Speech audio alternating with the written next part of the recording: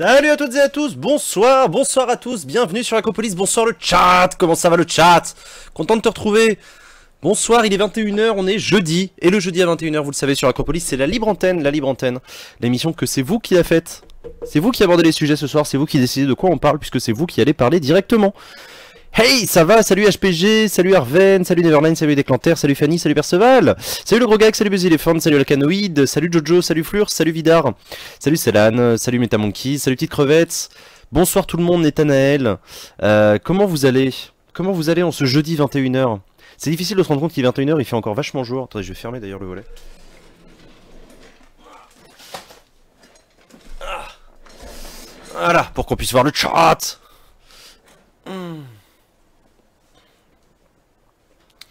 Qu'est-ce que je voulais dire? Il refait beau en Bretagne, donc joie. Ah, la Bretagne, formidable. Tant mieux. Ici à Paris aussi, il fait beau. Ça va, à peu près. Ces derniers jours, il faisait lourd et tout. Non, non, c'est cool. C'est cool, c'est cool. Très bien, la classe. Et toi, Jean? Bah écoute, la classe pour toi. Pour moi, je ne sais pas, mais moi, ça va. Ça va, Imhotep. Alhamdoulilah. Tout se passe bien. Le ramadan. Si, ça va. T'as aussi un colis, je crois. Ah bon? Non.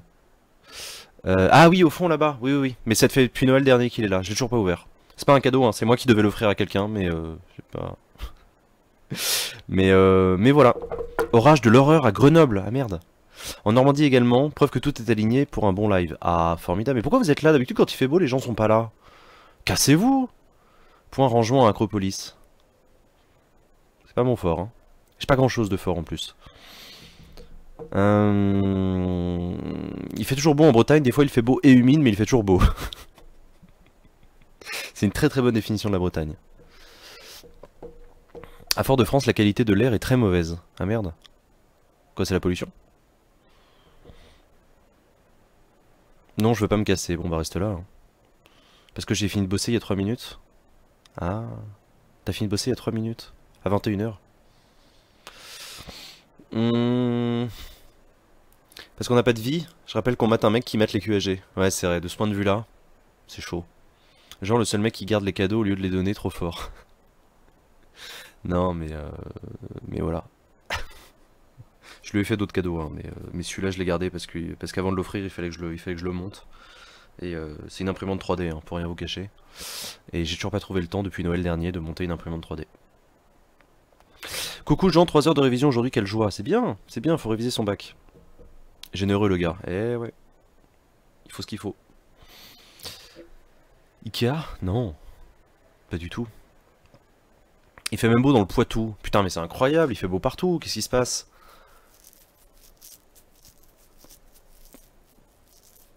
Ils font les impressions chez Ikea? Non, non, il n'y a pas de... Pas d'imprimante chez Ikea. Genre la procrastination. Si seulement c'était la procrastination. J'aimerais bien. Avoir que la procrastination comme problème. Mais j'espère que vous allez bien de votre côté. On va faire donc une libre antenne. La libre antenne, vous connaissez le principe, c'est vous qui faites cette émission. Vous venez sur le Discord d'Acropolis, il y a un lien évidemment dans la description. Vous venez sur le Discord et vous venez dans le salon vocal qui s'appelle salle d'attente libre antenne. Voilà. Vous vous mettez dans cette salle d'attente et vous attendez que je vous drop, si vous avez un peu de chance, je vous drop et on discute du sujet que vous aurez décidé. Voilà. On a plein de sujets dont on peut parler si vous voulez cette semaine. Évidemment, aucun des sujets dont je vais parler ne sont prioritaires sur les autres. On parle vraiment de ce que vous voulez. Je peux répondre à vos questions, on peut discuter, vous pouvez me donner votre avis sur des trucs, vous pouvez soulever un point particulier, etc. Mais cette semaine dans l'actualité, il y a l'interdiction du portable au collège qui a été votée hier à l'Assemblée nationale suite à une proposition de loi. Donc, sujet intéressant dont on peut discuter. Vous pouvez nous raconter un peu vos expériences à vous. Jean, t'as regardé Thinkerview? Non. Non. J'étais sur le Discord d'Acropolis en train d'avoir une discussion fondamentale sur le taux d'inflation de l'économie du serveur Acrocraft. Donc oui, ça a été voté hier ou aujourd'hui, je ne sais plus, je crois que c'était aujourd'hui. Il y a aussi la question du financement le financement de la campagne. Non, c'est pas la question du financement de la campagne, mais Emmanuel Macron, il y a des révélations qui ont été publiées par France Info ce matin sur un certain nombre de ristournes, encore plus que celles qu'on avait déjà apprises avant. Un certain nombre de rabais dont a bénéficié Emmanuel Macron pendant la campagne présidentielle, qui pose des questions sur le financement indirect de sa campagne via des avantages en nature qu'il aurait obtenus. On peut en parler si vous voulez de ce sujet-là. On peut parler aussi de la quantité de travail à l'Assemblée nationale. Vous savez qu'il y a eu une prise de position de François de Rugy et qui a été reprise par un certain nombre de députés sur le rythme de travail qui est imposé par le rythme des réformes en partie et par l'organisation interne de l'Assemblée nationale ces dernières semaines. Les députés ont travaillé comme des chiens, week-end compris, jusqu'à 1 h du matin, tous les soirs, etc. Donc voilà.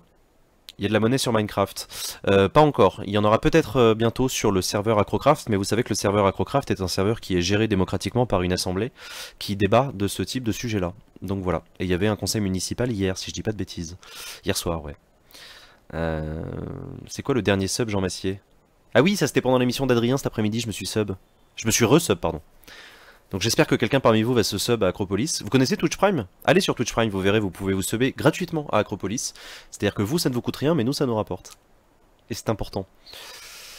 Il y avait une séance publique du serveur, oui, c'est bien ça.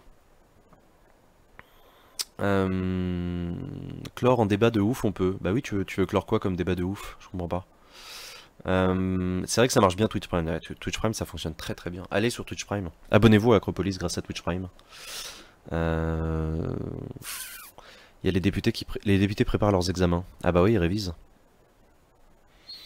C'est bientôt le PLF, hein. Enfin c'est bientôt, non, c'est à l'automne, mais... La pénalisation des fake news. Ah oui, oui, oui, il y a ça aussi, bien sûr. Beaucoup de débats à l'ouverture de l'examen d'un projet qui prévoit entre autres ouais, la question de la lutte contre les fake news. Très intéressant comme sujet. On peut en parler, ouais, carrément. On parle du chlordécone, histoire de prévoir le scandale sanitaire de la rentrée. Je connais pas le chlordécone. Je connais le mercurochrome. Mais tu peux parler du chlordécone si tu veux. Ouais. Viens nous dire ce que t'en sais. Le mouvement indépendantiste martiniquais de AMJ a été placé en administration provisoire. Je ne savais pas que les partis pouvaient être placés dans cette mesure par un tribunal. Bah, tu sais, un parti politique, c'est une organisation privée comme une autre. Hein. Un tribunal peut décider de placer sur... Alors, c'est pas tout à fait un dépôt de bilan, mais effectivement, s'il y a des erreurs de gestion, un tribunal peut décider de placer un organisme... Ouais. Mais je savais pas que le mouvement indépendantiste martiniquais était placé sous ce statut-là.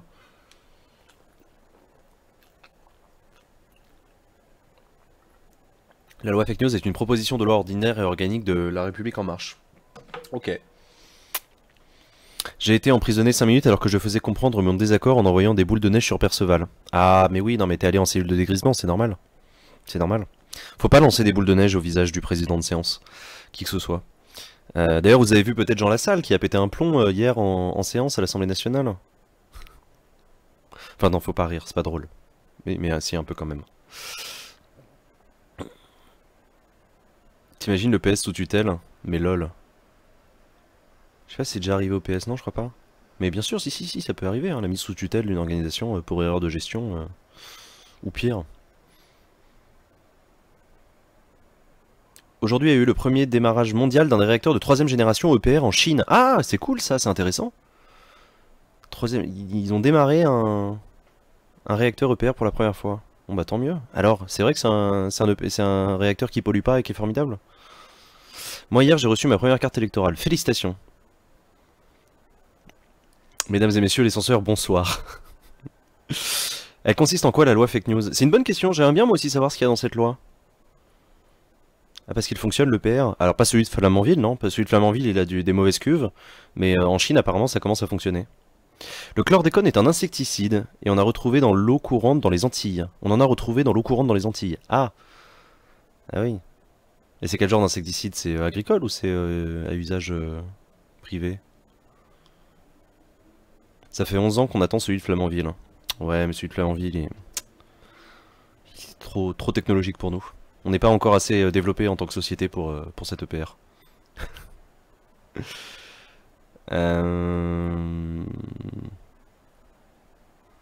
C'est déjà jeudi soir et bonsoir. Salut Komaru, comment ça va? Ils ont tous très peur que le nouveau réacteur... Hein? Ils ont tous très peur pour le nouveau réacteur. Des tas de défauts très dangereux. Ah merde. S'il n'y avait que les cuves. Quand j'y bossais en Normandie, on avait déjà retiré les consoles en acier russe, du béton, pas aux normes, etc. Les mecs construisent un réacteur nucléaire comme on retape un appartement au black. avec du vieux béton dégueulasse, avec avec du plancher volé chez Carrefour. Putain. C'est le genre que les USA ont interdit en 79 tellement il était dégueulasse et la France a attendu 93 malgré les cancers en cascade. Ah ouais, le chlordécone. Ah oui, d'accord, ah oui, ça déconne pas, c'est le cas de le dire. Aujourd'hui, la Martinique et la Guadeloupe sont championnes du monde des cancers de la prostate. Oh putain, c'est horrible. Le nucléaire, c'est la future arnaque de la décennie, by the way, au prix du kilowatt-heure, risque de dépasser celui des énergies vertes. Ah bah c'est bien, ça donnera un argument pour les énergies vertes. Un insecticide qu'on utilise dans la culture des bananes, et le problème c'est que c'est très très toxique. Mais maintenant que vous m'en parlez, effectivement, on en a déjà entendu parler dans l'hémicycle. Il y a déjà eu un député ou une députée de Martinique qui a soulevé la question. Je me souviens de cet enjeu-là. Ah, c'est intéressant. Salut Vuzelin. Euh... Ma mère se bat en Guadeloupe depuis 20 ans, elle est médecin là-bas. Oh, putain. Terrible. En lisant la fiche QAG de Serge Letchimy. De quoi? C'est Serge Letchimy qui avait posé cette question? Possible. Je crois que Jean-Hugues Ratenon on en a parlé aussi il y a pas si longtemps. C'est possible, ouais, c'est possible. MDR, je viens de voir Jean Lassalle péter un câble. Les députés sont morts de rire. Ah ouais. Ah merci Vuzelin pour ton sub. Bienvenue, merci beaucoup. C'est très cool. C'était une de mes prédictions de questions, mais ce n'était pas la bonne. Ah, presque. Ah oui, voilà, c'est peut-être ça, c'est peut-être en parcourant ta fiche, ouais. Le Tchernobyl chinois. Eh ouais, ouais, ouais. Non mais voilà, bref, ça nous fait plein de sujets intéressants à aborder ce soir si vous voulez, dans cette libre antenne. On parle de ce que vous voulez, voilà quoi. Voilà, voilà. Je réfléchis, hein, s'il y a d'autres sujets dans l'actualité.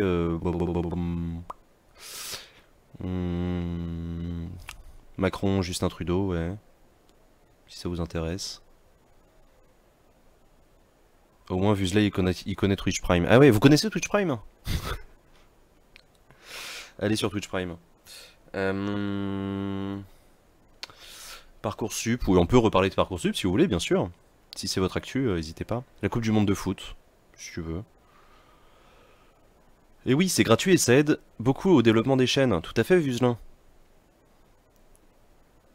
Les casques des gardes suisses désormais imprimés en 3D. Les gardes suisses? Oh. Ah bah dis donc, le Vatican, je sais plus ce que c'était. C'est quoi le serveur Minecraft d'Acropolis? C'est le serveur Acrocraft, dont le lien va être partagé incessamment sous peu. Regarde, je vais le faire. Hop, hop.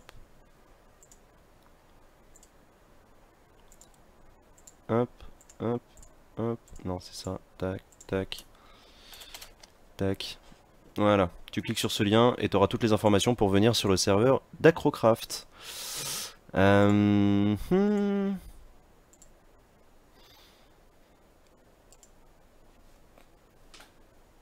La Coupe du Monde, elle a pas encore la Coupe du Monde, elle a pas encore commencé, qu'elle me fatigue déjà. Ah ouais.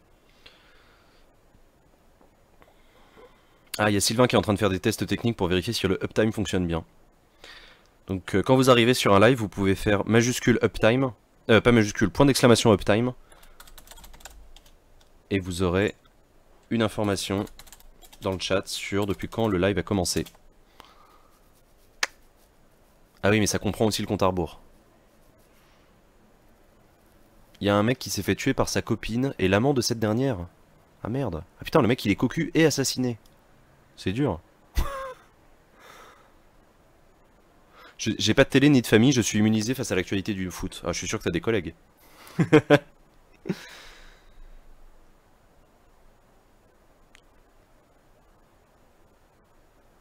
C'était samedi le meurtre. D'accord. Et B. On peut parler de ça si vous voulez. Hein.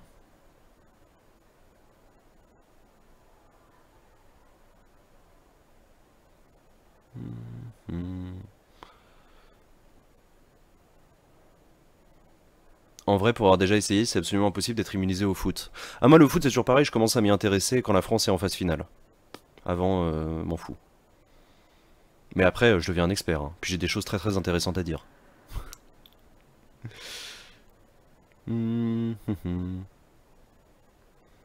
Jean, t'es en train de stream de la salle où se passent les grosses réunions Acropolis. Pas du tout, je suis en train de stream depuis chez moi. C'est mon chez moi. C'est... On peut pas faire mieux. Tu vois, là-bas, il y a mon lit. Là, c'est mon canapé avec mon linge sale dessus. C'est... Ouais. Non, non, Acropolis a des bureaux dans lesquels on fait nos réunions. C'est pas... Ah, mais oui! Oui, oui, il y a une histoire comme quoi Marine Le Pen... Ah oui, oui, a fait un tweet sur... Ouais, ouais, sur ce meurtre-là. D'accord, ok, c'était lié à ça. On est tous de fins analystes les soirs de la finale. Ah oui, oui, les soirs de finale, on est... Ah, ouais, moi, je suis premier entraîneur de France. Hein.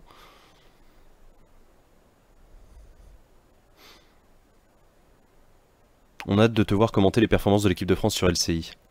Je vais sortir les rames, mais ouais, why not? C'est saut 20 e siècle d'avoir des bureaux. Coûte-le l'autre.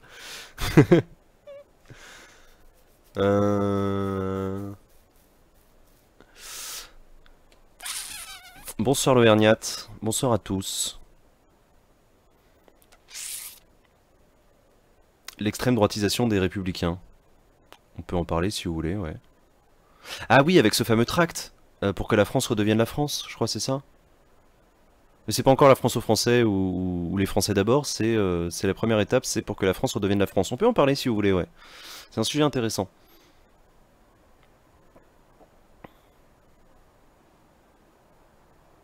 Un live sur Acropolis le soir de la finale si la France y est. Non. On va pas commencer. On va pas commencer. L'emoji salade a perdu un œuf et ça emmerde les viandards qui hurlent à la pensée unique. Oui, j'ai appris ça. C'est important. Non, non, c'est important qu'en 2018 on s'engueule sur des emojis. Parce que je pense que c'est central comme débat. Oh. Et on a le débat public qu'on mérite. Hein. Non, il y a un moment. On peut se faire chier à faire des chaînes qui parlent de citoyenneté sur internet, etc. Mais fondamentalement, on en revient aux emojis. C'est quand même ça l'enjeu. Number one. Il y a une photo de Vauquier qui plaît pas.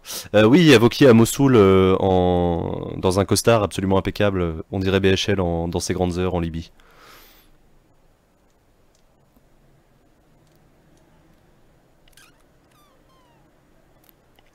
Un live avec la perruque de Thierry Roland. Et la photo de Vauquier en Armani, mock chic et urbaine. C'est un costard Armani qu'il a ou c'est un costard Hugo Boss? Bon, dans les deux cas, c'est hors de prix, hein, mais c'est juste pour savoir. Parce qu'il est bien son costard, on va pas se mentir. Ça lui fait des belles fesses. Non, c'est c'est sympa. Euh...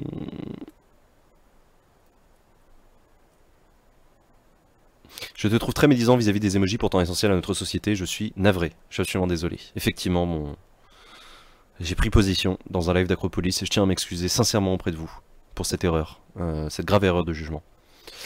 Bon, on va pas tarder à commencer cette libre antenne, il est 21h20. Vous êtes arrivés, vous êtes là tranquillement, allez vous ouvrir une bière, installez-vous confortablement.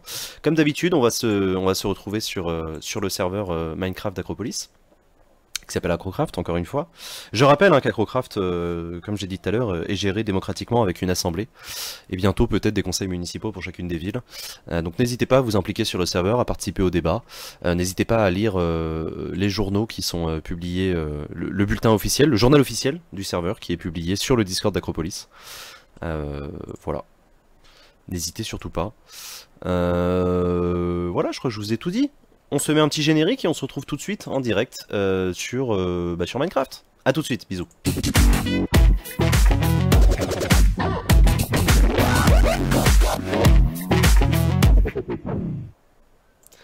Et c'est parti pour la libre antenne d'Acropolis. Tac, tac, tac, c'est bon. On est dans le jeu, on est in-game, c'est bon, tout fonctionne. Incroyable, impeccable. On peut rejoindre le Minecraft. Oui, on peut, il y a une whitelist, c'est assez simple, mais tu vas sur le Discord d'Acropolis. Et tu trouveras toutes les informations sur le serveur Minecraft, comment s'y connecter, comment demander à être whitelisté, etc. Tu verras, c'est loin d'être compliqué. Qu'est-ce que je voulais faire? Je voulais afficher ça. Voilà, et il y a déjà des gens qui sont prêts à parler dans la salle d'attente. Et ben on va commencer avec toi. Hop. Vas-y, tu peux allumer ton micro, si tu entends ma voix. Tac, tac, tac. Hello. Salut. Ça va? Ça va et toi? Je suis allumé normalement? Pardon? Tu es en live, tu es sur la libre antenne d'Acropolis. La France t'écoute, la France t'entend. Formidable, très bien. Comment ça va? Comment tu Je suis t'appelles? en très gros décalage. T'es en décalage avec moi? Audio? Ah, attends 2 secondes, je fais juste un petit refresh. Ah ouais, refresh à Hop mort, là. ouais. Parce que Ça va? bon, C'est comme on bon est là? sur Tu 30 m'entends? Tu secondes de m'entends décalage. Ouais, normalement? c'est bon, là, je t'entends très bien, là. Ok, très bien. Putain, J'entends tu me très bien. rassures. Bonsoir, comment tu t'appelles? Eh ben, je m'appelle Hugo. Je m'appelle Hugo. Hugo Président. Comment tu vas? Eh ben, je suis fatigué. Mais pourquoi? Toi aussi t'es député? Non, ça va, ça va. Justement, j'allais parler de ça. Ah, Non, tu je voulais suis au parler de ça en chômage. plus? Bah vas-y. Ouais, en plus, vraiment ça. Ouais. Non, non, mais Je vais en parler d'abord de ça. parle-nous de toi, effectivement. Qu'est-ce que tu fais? Ah, je suis au chômage. Ça arrive à des gens bien. Non, avant, j'étais assistant parlementaire. D'accord, cool. Cool, cool, Et cool. avant ça, j'étais dans une équipe de campagne présidentielle. Et avant ça, j'étais membre d'un parti politique et tout ça, tout ça. Tu peux nous dire dans Donc, quelle équipe de campagne ou tu veux le garder pour toi? T'as le droit, hein, y a pas de souci. euh, pour le moment, je vais le garder pour moi. Je Bah pense garde-le qu'on pour toi, verra y a pas plus de tard. souci. Bon bah c'est cool, donc t'as été assistant parlementaire, t'es au chômage depuis combien de temps? Depuis décembre, enfin janvier. Janvier. D'accord, ok. Et bah raconte-nous du coup, raconte-nous de quoi tu voulais parler. Ah bah, en fait, c'est sur le principe du député qui ont trop de travail. Je suis assez fan du concept de Rugy dans le sens où il va, il annonce que les députés ont trop de travail, tout en espérant baisser le nombre de députés, tout en imposant un rythme parlementaire insoutenable. Et Ouais. euh, et il y a un espèce de côté surenchère dans l'hypocrisie et dans le foutage de gueule, si tu veux. Mais Les mecs, ils ont. Tu peux quand- parfaitement être un député et rien branler, si tu veux. Ouais, ça c'est vrai. Mais c'est de plus en plus rare, notamment grâce au contrôle qu'on a, grâce au député.fr et grâce au travail que tu fais, par exemple. Ouais, Et, ouais. et donc, du coup, je suis assez fan de l'idée que on puisse encore se moquer de ça, si tu veux. Effectivement, ils bossent beaucoup. Et Bah oui. c'est pas en réduisant l'Assemblée nationale qu'on va changer quelque chose. Bah, je croyais que la réduction du nombre de députés allait entraîner une hausse justement des moyens, et notamment peut-être du nombre d'assistants Ouais, mais on parlementaires. sait, on sait très bien que c'est pas une question de moyens parce que on peut aujourd'hui avoir jusqu'à 5 assistants parlementaires, même s'ils sont mal rémunérés. Hmm. Le souci, c'est que un député, il sert à quelque chose quand il est en présence. On sait très bien que le député, s'il a trop de boulot, c'est parce qu'il doit être présent physiquement à des endroits. Alors, Ouais, si le député il a plus d'assistants parlementaires pour aller plus de réunions à sa place, il pourra faire aussi peu de choses. Globalement, un d'accord, député, ok. ça fonctionne électoralement. Tu vas être un bon député si tu es présent dans ta circo, à l'Assemblée, dans tes commissions et compagnie. C'est pas parce que tu envoies quelqu'un à ta place dans une commission que tu vas être un bon député. D'accord, ouais, effectivement. Non, mais c'est intéressant. Qu'est-ce que tu penses qu'il faudrait faire du coup? Ne pas réduire le nombre de députés? Bah, déjà, je pense que c'est absolument aberrant pour moi de réduire le nombre de députés, dans le sens où déjà, il y a des régions qui se considèrent, qui se sentent comme sous-représentées. Moi, j'étais assistant parlementaire d'une députée rurale, Ouais, extrêmement rurale, et je peux te dire quand un député doit se taper en plus du train jusqu'au bout de la France, 1 heure, voire 1 heure et demie, voire 2 heures de bagnole dans sa circonscription pour aller à la cérémonie de machin, parce qu'en vrai, c'est bien d'aller sur la cérémonie de machin pour aller serrer des paluches, parce que les gens, ils ont besoin de rencontrer leurs députés, ils ont besoin de comprendre que c'est un être humain comme eux, de le voir, de lui parler, de lui faire part de leurs inquiétudes. Et donc, du coup, moi, l'idée qu'on puisse en avoir parfois plus qu'un par département, ça me fait péter un câble. Parce que c'est intenable pour lui, c'est intenable pour ses assistants parlementaires, et c'est une très mauvaise chose pour la démocratie. dans quel département par exemple on pourrait se retrouver avec un seul député qui représenterait tout le département du Euh, coup? T'as le département de la Manche, le département de l'Ariège, le département de la Creuse. Ouais, Enfin, c'est chaud parce que c'est des territoires qui sont très vastes en vrai. Certes, il y a un souci entre l'équilibre d'une démocratie qui va être le plus proportionnel possible par rapport au nombre d'habitants, mais en même temps, moi je préfère une assemblée à 1500 députés, et dans ce cas-là, une représentation juste et équitable sur tout le territoire, qu'une assemblée où tu as 80% enfin, 60% de députés parisiens, et puis c'est tout quoi. ah, non, c'est intéressant, ouais. Est-ce qu'on veut une assemblée avec moins de députés ou est-ce qu'on veut une assemblée avec plus de députés qui nous représentent mieux? Parce Non, mais qu'un député, ça a besoin on peut considérer qu'il doit être spécialisé sur tout. Et c'est vrai que la plupart des militants politiques ont un bagage, si tu veux. Et ouais. c'est pour ça que les néo-députés ont autant de mal au début, c'est qu'ils n'ont pas ce bagage militant qu'ont par exemple des députés comme députés communistes, qui ont généralement une longue année de parti. Je prends cet exemple-là parce que c'est souvent des gens qui sont très formés. C'est un bon Et exemple, effectivement. Le Parti communiste, historiquement, forme qui a considérablement une ses école de cadres. formation. Ouais, Et donc, du coup, enfin, tu vois très bien que ces gens-là, leur parcours militant fait qu'ils ont des bases sur beaucoup de sujets. Et une des d'ailleurs, caractéristiques de cette nouvelle assemblée, c'est que les députés, qui, comme ils n'ont jamais vécu que dans un seul monde et qui n'ont jamais milité avant, bah, ils sont très très bons et très très spécialistes sur un aspect d'un job ou d'un fait de société qu'ils maîtrisent, mais par contre, ils sont largués sur plein d'autres choses. Du coup, bah, ils suivent les votes de groupe, et c'est pour ça qu'il y a si peu de débat aussi, je pense, dans la majorité. Ouais, c'est possible. Y a pas de débat parce qu'ils se sentent pas légitimes à débattre sur des sujets qu'ils maîtrisent mal. Bah, il y a ça, parce que bah, de fait, évidemment, tu arrives à la quarantaine ou trentaine, tu commences à te dire que tu as un peu un avis sur à peu près tout. En tout cas, tu te poses plus la question de est-ce que je connais rien du tout à ce sujet-là. Tu t'y connais un peu en économie, tu t'as déjà travaillé. Oui, puis T'es pas, t'es t'as pas des convictions quand même. Un petit Ouais, peu. ça, tu as des convictions. Tu peux aussi arriver à 30 ans sans avoir des convictions, mais c'est plus rare. Et donc, du coup, si jamais tu te retrouves dans une assemblée où tu es face à des spécialistes, où tu fais des auditions, où tu comprends rien à ce qui se passe, parce qu'en fait, tu t'es jamais posé de questions sur, par exemple, l'agriculture et l'agroalimentaire. Je suis quasiment certain qu'un député Startup Nation parisien, il sait pas ce que c'est que d'élever les vaches dans le Poitou. Et d'ailleurs, on a très peu de vaches dans le Poitou. Bon exemple. Et donc, du coup, ça doit être extrêmement compliqué de se mettre là-dessus.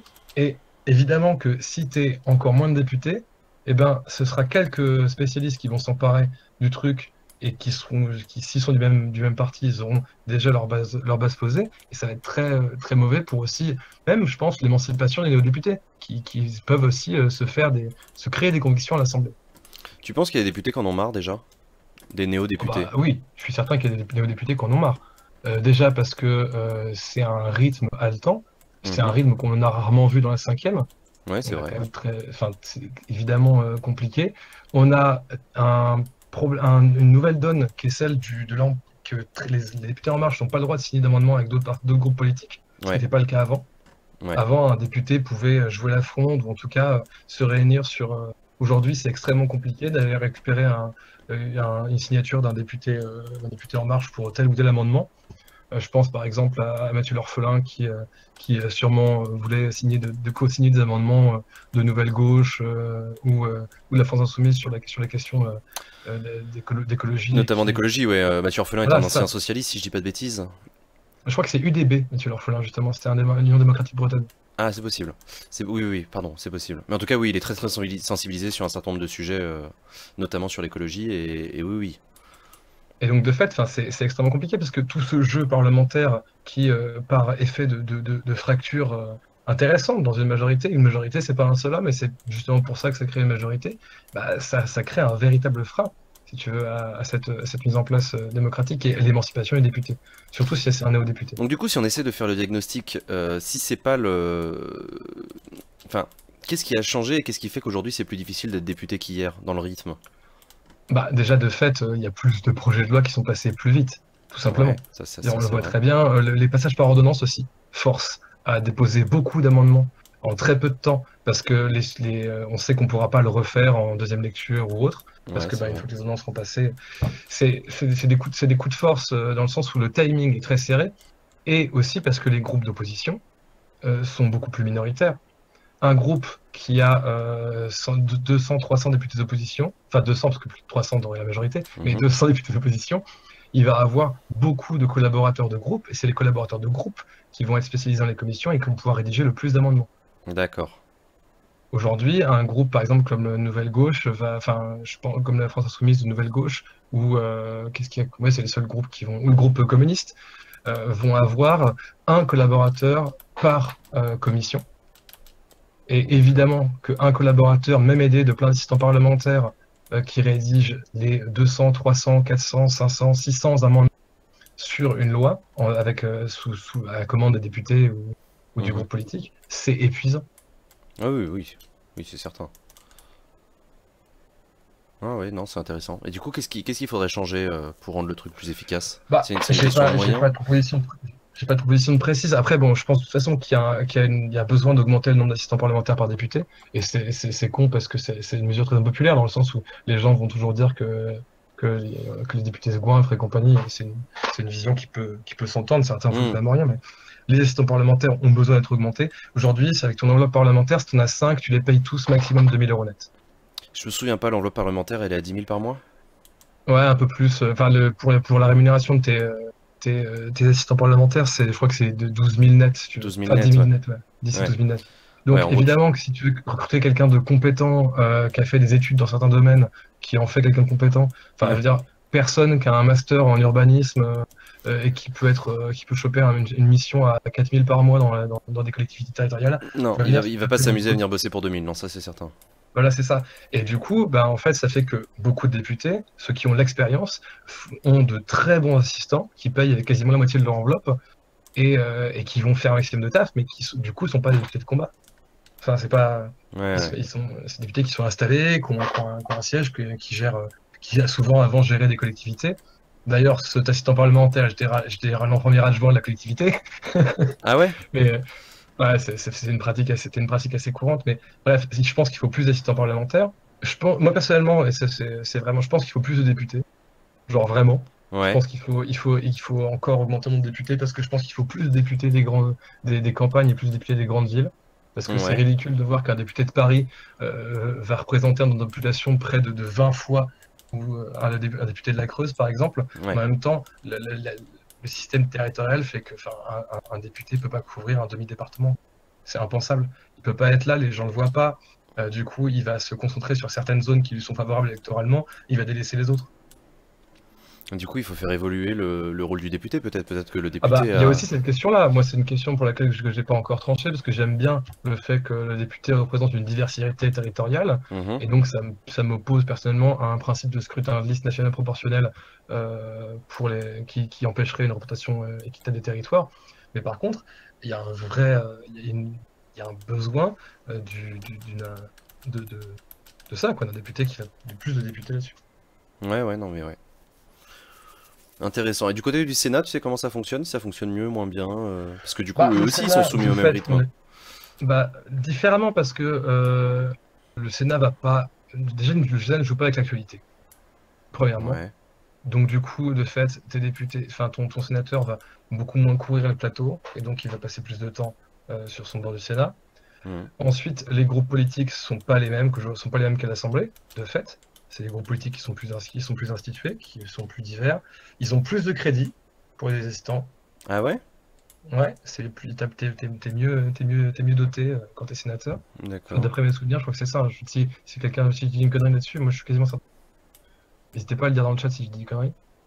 Et ouais, bah, déjà il y a ça. Et puis, bah, de fait, les sénateurs sont des vieux hommes de loi. Ce sont des spécialistes, et même d'ailleurs comme ça qu'ils se font beaucoup valoir. Ce sont Oui, des oui, c'est gens qui l'expertise ont. du Sénat, oui. Bah oui, le Sénat, sa seule raison d'être aujourd'hui, c'est que c'est censé être des bons. Ouais, ouais, c'est vrai. Par Donc opposition aux s'ils députés sont qui. compétents. Non, non, mais c'est vrai. Généralement ils savent déposer des amendements, ils savent le faire, et surtout, de fait, ils sont pas dans la même actualité parce que à la fin, ils font des amendements qui appellent moins l'actualité, qui appellent moins la réaction, Mm. vraiment plus techniques, beaucoup. Ouais, c'est vrai, c'est vrai. Et puis, par contre, puis il faut aussi se dire que les sénateurs sont aussi beaucoup moins présents parce que, bah, eux, pour le coup, ils ont un véritable besoin d'être dans les territoires parce qu'ils sont élus par des électeurs, Mm. par les grands électeurs. Et les grands électeurs, c'est des conseillers municipaux, c'est des adjoints. Et si tu vas pas leur serrer la paluche au fin fond de la campagne, tu risques pas Ouais, d'être élu, si tu veux. ouais, effectivement. Parce que les sénateurs de grandes villes, eux, vont avoir des étiquettes politiques, donc vont être soutenus par un parti. Mais si tu Mm. es sénateur de la Manche, tes grands électeurs, c'est des conseillers municipaux de tout petits villages, de moins de 100 habitants, moins de 200 Mm. habitants. C'est intéressant sur le chat, il y a un débat sur ce que tu as dit tout à l'heure sur la question de la représentativité des territoires. Est-ce qu'un député Ah, doit attends, représenter je un vais je vais territoire? changer le chat du coup, parce que là, je fais un peu de merde. Mais... Alors, qu'est-ce que ça dit sur le chat? Bah, il y a MetaMonkeys qui dit que j'habitais vraiment dans une zone rurale et je me suis jamais senti sous-représenté. Je trouve logique que ça soit proportionnel à la population. Il faut rappeler qu'on vise la représentativité de la population et pas d'une région. Oui, c'est la question de la proportionnelle. Bah oui, alors là-dessus, moi je comprends parfaitement. D'ailleurs, je suis pas pour réduire la part des députés, des députés des grandes villes, parce qu'effectivement, c'est évident que la question de la proportionnelle et même la proportionnelle absolue dans l'idéal est essentielle. Après, il faut bien se dire que c'est pas la même sociologie, et c'est pour ça qu'on a des députés par département. C'est aussi parce que la sociologie de la Creuse, c'est pas la sociologie de Paris 18e. Et donc du coup, si on faisait des députés à la pure proportionnelle aujourd'hui, on aurait plein de députés parisiens, lyonnais, enfin de grandes villes, et Bah on ouais. aurait un député pour plusieurs départements, si tu veux.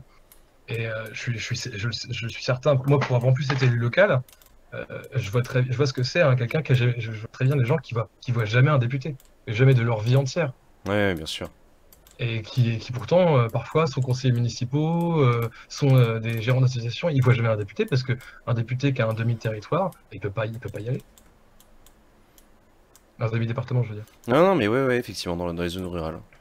Non, je sais pas, je m'interroge, je me demande si aujourd'hui avec le numérique, on n'a pas d'autres méthodologies pour aller au contact de son député, s'il n'y a pas des...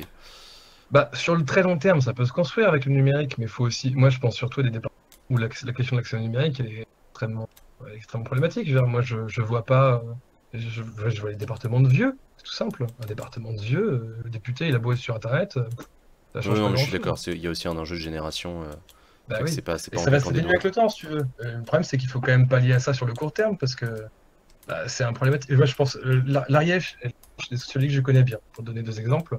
Ouais, Ces départements où tu vas avoir extrêmement peu de jeunes, ou dans des zones extrêmement localisées, les deux, trois grandes villes du coin, et tu te retrouves dans la situation où bah, les gens qui votent, et bah, c'est les personnes âgées, parce que généralement les jeunes, ils vont étudier dans un département où il y a une université. Donc ouais. passer entre 18 et 30 ans, t'as personne, zéro peanuts, parce qu'ils sont dans le département d'à côté de l'université. Et là, la question numérique est complètement secondaire. Un député de cette zone-là, il en a rien à carrer, ça ne changera rien du tout à son résultat. Ouais, Parce ouais. qu'il faut aussi se dire que malgré tous les bons sentiments d'un député, à un moment, il pense quand même à sa réélection, parce que sa réélection, c'est pas que sa place à lui, c'est la place de son parti, enfin, c'est ça C'est la aussi. place de ses idées, oui, oui, non, je te comprends. Je te comprends. Non, mais c'est intéressant. Il y a Vas-y. notamment qui fait des, Qui des fait des guesses. supputations sur ton... sur de qui t'étais assistant parlementaire. Ah, intéressant. Alors, moi, en fait, ça m'intéresse surtout de savoir comment il peut se dire ça. C'est- S'il veut me joindre, il peut. Mais Voilà. voilà. Je vous laisse en discuter entre vous, mais non, c'est rigolo. Non, bah c'est cool. Bah merci beaucoup Hugo d'être venu témoigner de ça et surtout d'avoir un témoignage de l'intérieur, c'est hyper intéressant. Et bon courage pour ton chômage. Tu sais déjà ce que t'as envie de faire après ou tu sais pas encore? Je reprends mes études. Je Ah ouais, reprends mes tu vas faire études. quoi? Je vais faire un master d'histoire pour être prof, tout simplement. Parce que la Cool. sécurité de l'emploi, c'est quand même beaucoup plus sympa. Bah oui, c'est cool la sécurité de l'emploi. Et bah c'est un beau métier prof. Bon courage à toi. Allez, ciao. À plus, ciao.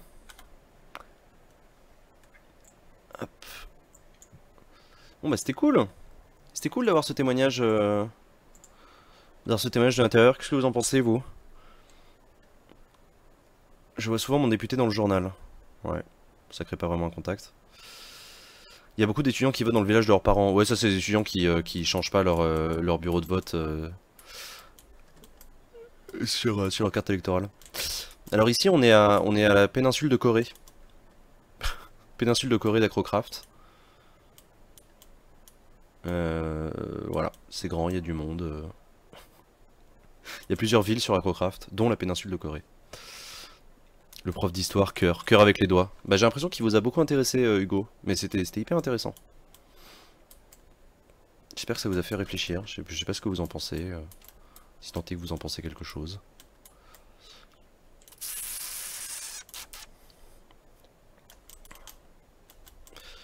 Hop, hop, hop, hop, hop, hop. Très cool, et bah tant mieux. Moi je trouve important de pouvoir voir mon député pour lui faire part de ses attentes, de ses revendications, parce que par mail c'est pas facile. Ouais, c'est pas la même chose par mail. Oh, un gâteau. J'ai faim.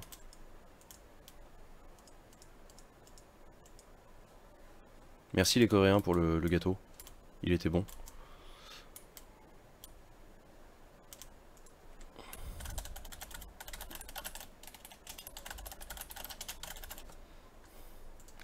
Hop, hop, hop, hop.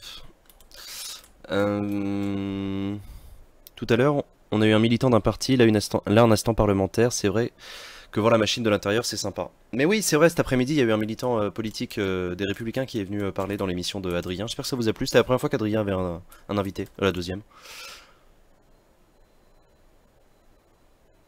J'aurais voulu savoir ce que pensait Hugo des bureaux parlementaires. J'ai l'impression qu'ils sont étroits et très petits. Je crois que ça dépend dans quel bâtiment t'es. Parce que c'est grand l'Assemblée, il y a beaucoup d'endroits. Mais du coup, si vous avez des questions pour Hugo, n'hésitez pas à lui poser des questions sur le chat.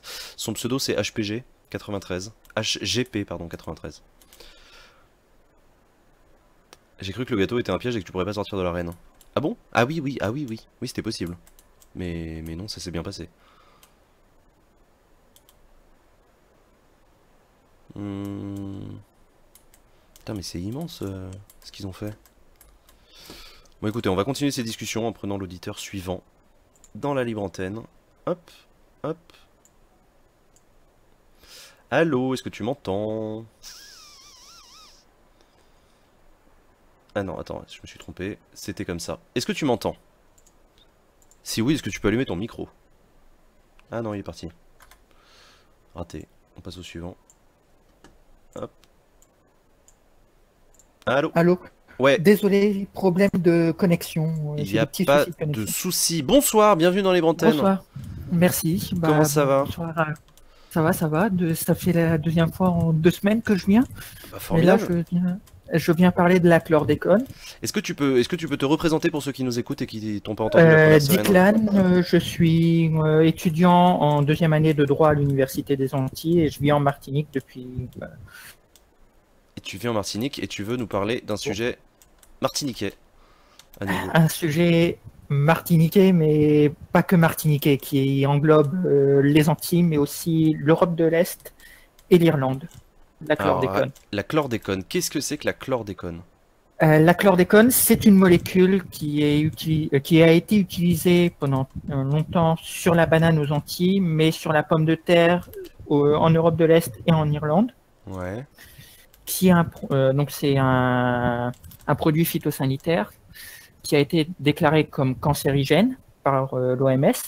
D'accord. Et qui sert à parce quoi? que qui c'est tuait un pesticide, les champignons, les charolais, des trucs comme des champignons, champignons, c'est un fongicide, insecticide fongicide. Et, il a été utilisé en Martinique et en fait la polémique qu'il y a, c'est en fin de compte le fait qu'il y ait eu des dérogations après l'interdiction entre guillemets de la part de la France. Il faut savoir que c'est un produit interdit bien avant, dans les années 60. Comment? C'est un produit interdit, mais il y a des dérogations. Il y a eu des dérogations. Il n'y a plus de dérogations depuis 93 à peu près, mais il y a eu des dérogations pendant 1 an et demi. D'accord. En fait, pour dire le truc, ça a été interdit aux États-Unis suite à l'explosion de l'usine qui fabriquait la chlordécone. Ah oui, d'accord. Et mais c'est pas réellement c'était une interdiction, Attends, on t'a perdu. Diclan? Allô? Ouais, vas-y, c'est bon, on t'a retrouvé. Oui, je suis désolé, c'est ma connexion. Non, je t'en prie, il n'y a pas de souci, t'es en Martinique. C'est en gros, ça a été interdit après l'explosion d'une usine aux États-Unis et le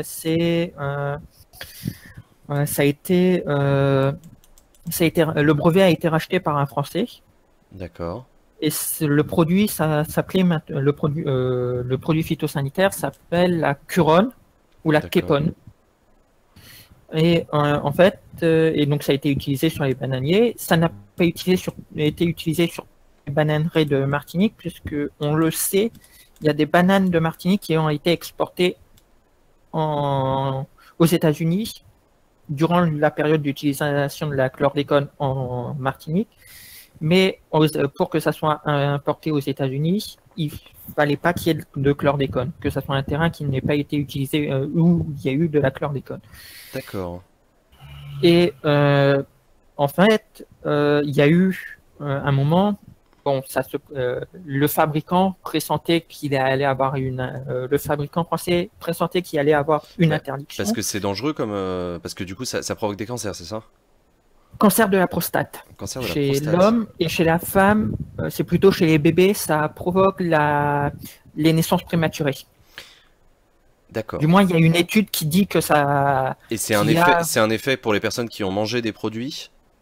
Voilà, c'est en fait les femmes enceintes qui ont mangé des produits qui ont été cultivés sur des terrains, des produits cultivés dans des terrains chlordéconés, puisque pour qu'il y ait dans les légumes...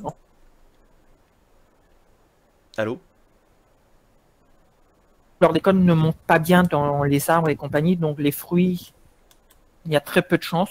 La canne à sucre, il faut éviter les 2 premiers niveaux. c'est là où on trouve le plus de chlordécone. Après, c'est des doses tellement petites d'accord, qu'elles sont pas c'est mesurables. négligeable, ouais. Dans la hauteur du coup de la canne. Voilà, plus c'est haut, moins il y a de chlordécone. C'est con parce que dans la canne, plus c'est bas, plus il y a de sucre, donc plus c'est intéressant. Voilà, c'est complètement con. C'est complètement.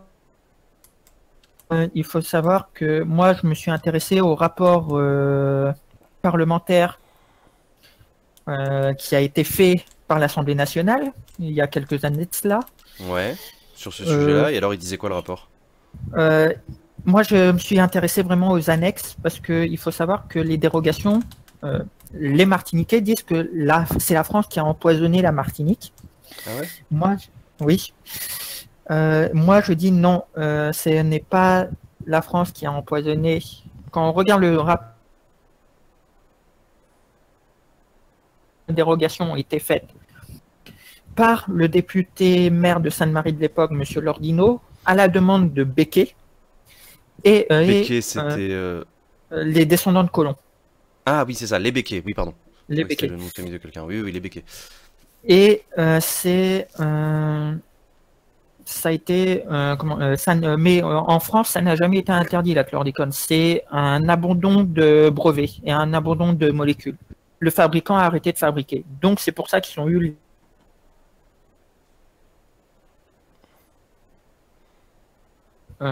déjà, c'est une commission. Voilà, me revoilà. C'est une commission qui a décidé, qui a dit, OK, il y a un abandon de molécules, donc d'ici 2 ans, vous ne pouvez plus commercialiser. Donc, pendant 2 ans après la fin de la production de Kepone, on pouvait utiliser et commercialiser les stocks. Et donc, c'est ce qui s'est passé. Et après ces 2 ans, il y a eu cette demande. D'accord. Et PV du ministère de l'Agriculture a déclaré dans une lettre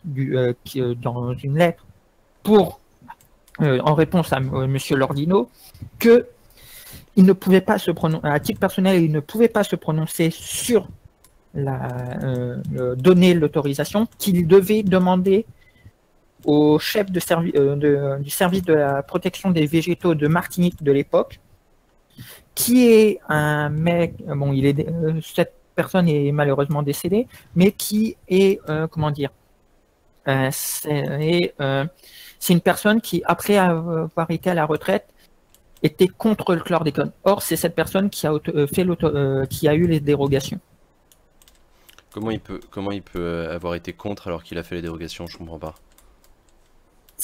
Bah, c'est ça le souci, c'est qu'on ne comprend pas, la préfecture ne comprend pas, tout le monde ne comprend pas.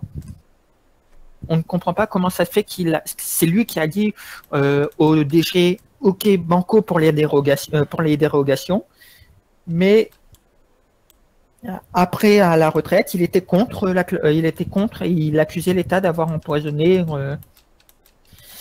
D'accord. La Martinique. Il faut savoir que voilà, donc c'est en gros, il y a des fake news, comme dirait Donald Trump, qui sont. Il y a énormément de fake news relayées par les journaux. Mmh. Mais comme quoi, par exemple? Comme quoi, le fait que réellement l'exemple, comme je disais, que ils attestent le fait que la chlordécone provoque le cancer de la prostate. Or, c'est cancérigène, ouais.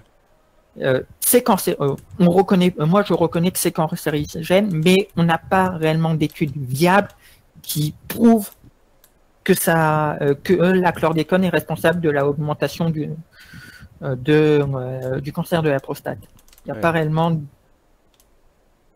Ah ouais, donc c'est compliqué Il n'y a pas réellement d'études viables. Mais. On peut pas dire que c'est cancérigène alors s'il n'y a pas d'études qui le dit. C'est l'OMS qui dit que c'est cancérigène. Moi, à titre personnel, je pense que c'est Oui, non, qu'elle mais... a été. Oui, oui. Mhm. Mais bon, les Oui, et comme dit Nibal 01, c'est la ministre de la Santé qui a arrêté les recherches sur la chlordécone en 2014. Attends. Comment ça, la ministre de la Santé a arrêté les recherches? Une ministre de la Santé, Bah, il y avait c'était Madina, je sais plus,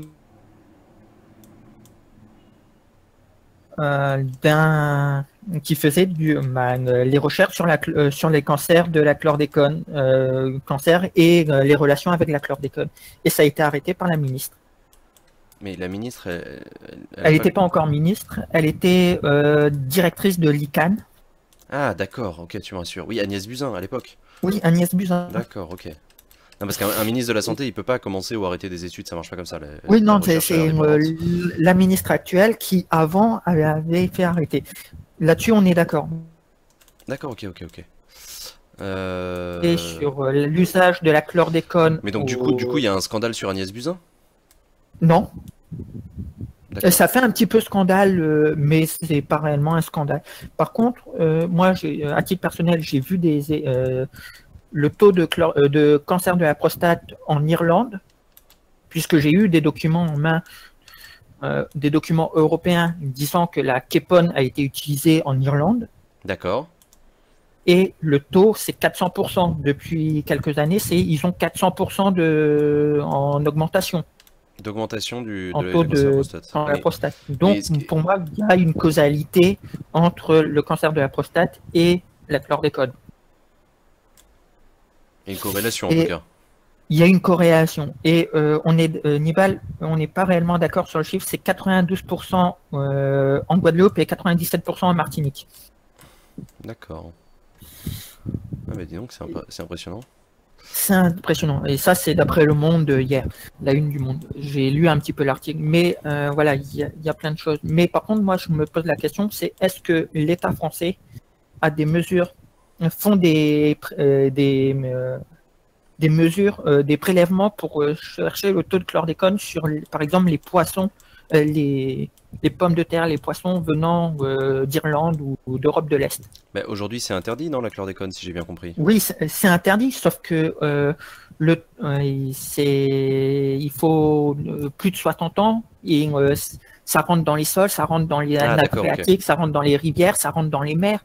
Il faut savoir que la baie de Fort-de-France, c'est 1000 fois la dose de chlordécone. On De trouve quoi 1000 fois la dose. On trouve 1000 fois la dose dans la baie Dans de Fort- l'eau de la baie de Fort-de-France. D'accord. Elle Ok. est hyper chlordéconée. D'accord. Eh ben, dis Oui, donc, non, c'est mais intéressant. ouais, mais ouais, la chlordécone est un sujet qui est très passionnant parce que il y a des vérités, il y a des contre-vérités, il y a des vérités. Et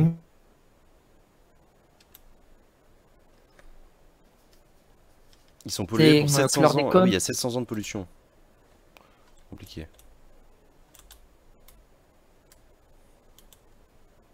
Tu étais toujours là Je suis désolé, On est- on t'a perdu en connexion là. Oui, Ah, c'est bon, désolé. c'est bon, t'es de retour. C'est vrai, mais c'est vrai, c'est comme je disais, moi, si j'étais en doctorat, mon sujet de thèse, ça serait chlordécone, vérité et contre-vérité. Parce Bah ouais, qu'il y a t'as l'air vachement calé. Tu fais des études de de médecine? droit, De droit? mais ça m'a toujours intéressé, c'est le sujet de la chlordécone parce que c'est l'empoisonnement de la population. Et en plus que en Martinique, l'échelle de la pyramide des âges, c'est un sapin de Noël qui a perdu toutes ses épines en bas. C'est-à-dire qu'il y a beaucoup de gens qui sont morts à cause de la chlordécone? Non, il y a énormément d'études. Là-dessus, je sais pas, il y a Non, énormément de morts. oui, c'est ça, c'est la démographie. Mais pyramide. ça, la pyramide des âges, on en a parlé, la démographie dans Lors dans de la les Antilles. QAG d'hier, Ouais, Monsieur c'était hier, ouais. Letchimy C'est Letchimy, ouais. Qui a posé une question sur effectivement putain, le profil démographique des Antilles qui est en train de perdre toute sa population parce qu'il n'y a pas assez de jeunes et que les jeunes se barrent en métropole et reviennent pas après. C'est la merde.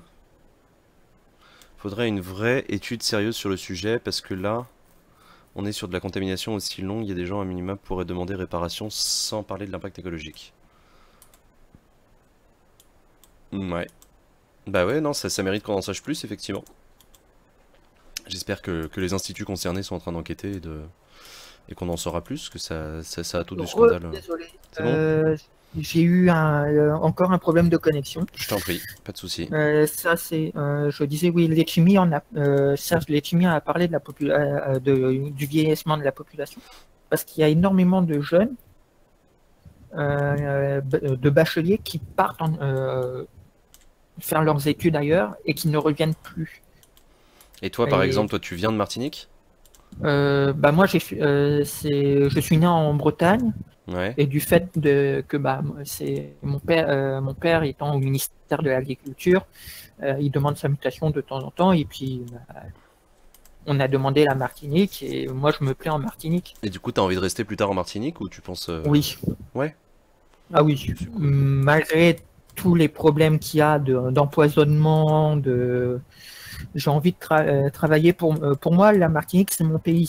Je suis tombé amoureux de la Martinique. C'est cool ça. Mais il y a énormément de jeunes qui partent de la Martinique et l'université, les filières ne sont pas en cohérence avec les problématiques du territoire. Ah bon? Par exemple, il n'y a aucune filière de décontamination des sols. Or, ça serait intéressant qu'il y ait une filière de décontamination des sols, puisque la chlordécone, c'est les sols, c'est la mer. À l'université, il y a très peu de... Il manque ça. Il faut dire aussi que l'emploi en Martinique, c'est... Ouais, c'est quoi le taux de chômage en Martinique? Il est supérieur à... À la métropole? Ouais. S'il est à 10 ou 20%. Je crois qu'il y a les Bretons qui voudraient que tu reviennes en Bretagne. Pourquoi? Je sais pas. Ils te demandent comment tu peux Comment peut-on quitter la Bretagne? Bah ouais, mais... c'est une vraie question. Hein. Tu peux pas faire ça à ton pays. Ah bah bon, comme on dirait en Bretagne. Non, mais j'ai quitté la Bretagne en 2001, je suis né en 96, j'ai pas réellement d'attache en Bretagne. C'est la Martinique en avant, mais bon, ça n'empêche que dans mon bureau j'ai un drapeau breton, chez moi j'ai une couverture avec le drapeau dessus, c'est le drapeau breton. Oh c'est bon, alors t'es pardonné. Si tu représentes la Bretagne en Martinique, t'es pardonné. Ah bah au mois de juillet, il y a l'équipe de France de hand, l'équipe de France féminin de hand qui vient faire 2 matchs contre la Norvège. Je vais aller les voir avec mon drapeau breton. T'as bien raison. T'as bien raison. Natal. Est-ce que tu souhaites rejoindre le parti indépendantiste martiniquais? Ça, je ne vais pas rejoindre le mouvement indépendantiste martiniquais, le MIM, parce que... On en a parlé la semaine dernière. On a parlé la semaine dernière. J'ai envoyé sur le Discord ce matin dans Info à chaud le fait que le MIM était placé en administration provisoire. Pendant 11 ans, il n'y a pas eu d'assemblée générale. C'est toi qui en parlais tout à l'heure dans le chat. Tenue. Et moi, je suis un Nous-Peuple-là qui est un mouvement citoyen. Mais dedans, il y a des personnalités du Modémas. Mon ordinateur a encore planté ou Non, c'est bon, je t'entends. Oui. Il y a des personnalités du Modémas. Le mouvement, c'est le mouvement des démocrates et écologistes pour une Martinique souveraine. Il y a le GRS, donc le groupe révolutionnaire socialiste. Le Conseil national des comités populaires. Donc je suis baigné avec des indépendantistes. En politique, je suis avec des indépendantistes. Est-ce que je crois à l'indépendance de la Martinique? Pas encore. Pour moi, il faut pour que la Martinique et devienne indépendante, il aurait fallu que le peuple français vote Mélenchon en masse. Parce que son programme avec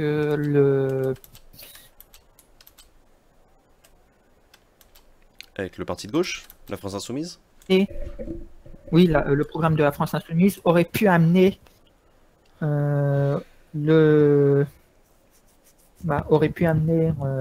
l'indépendance. Et merci Fanny du score du rugby, parce que je vais pas trop tarder. Merci beaucoup Fanny.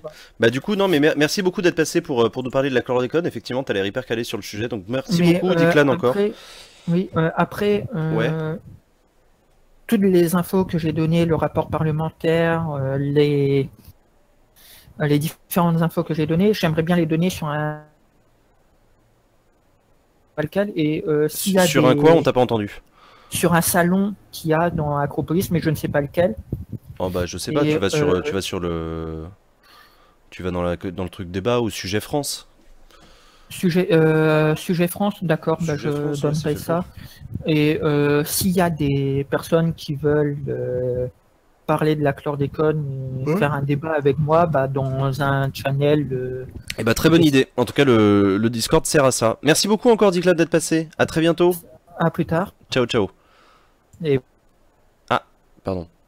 Je t'ai coupé. Désolé. Non, c'est vachement intéressant ce sujet, la chlordécone. Effectivement, c'était dans le monde récemment. Regardez un peu ce que vous dites sur le chat à ce sujet-là. Mélenchon suivant, merci. Étant donné que les problèmes mettent 30 ans pour être découverts, je vous raconte pas le nombre de scandales de ce genre dans les années à venir. Ah bah oui, c'est possible, ouais. Et c'est pour ça qu'il faut de l'enquête indépendante. Il faut de l'enquête indépendante. Non, qu'est-ce que vous en pensez de ce sujet-là? C'est intéressant. Intervenant pointu mais en pointillé. C'est joliment dit, Fanny, je suis assez d'accord avec toi. Bon allez, on va passer à l'auditeur suivant et on va continuer. Hop. C'est bon, t'es avec nous? Allô? Bonsoir. Bonsoir, ça va? Ça va bien et toi? Très bien, tu m'entends bien? Nickel, et toi? Très bien, très bien. Comment tu t'appelles? Je m'appelle Corentin. Bonsoir Corentin, bienvenue dans les Brantaines. Merci. Qu'est-ce que tu fais dans la vie? Je suis informaticien. D'accord. Je suis développeur en intelligence artificielle. D'accord. Ah, tu dois avoir du boulot en ce moment. Ouais, effectivement. Bon bah c'est cool. Et de quoi tu voulais parler? Et bah, je voulais parler orientation en fait. Vas-y, raconte. Et bah, en fait, c'est plutôt un coup de gueule. Oui, tu Perceval, tu peux m'appeler Cotentin si tu veux. Bref, donc c'est plutôt un coup de gueule, c'est parce que on a tout le débat en ce moment sur Parcoursup, etc. Les élèves et tout qui doivent prendre en charge leur parcours professionnel et étudiant, etc. Mais moi là-dessus, j'ai un coup de gueule à passer en fait. C'est où sont les professionnels là-dedans, dans ce débat? Les professionnels de quoi? De tout, parce que je trouve, sur certains domaines, les lycéens sont très mal informés sur la réalité des métiers. Je vais prendre l'exemple, un exemple très récent que j'ai eu, qui est le petit frère de ma copine, qui passe son bac cette année, et du coup, en fait, il dit depuis quasiment 2 ans, ouais, moi je veux travailler dans le jeu vidéo, c'est ma passion, etc.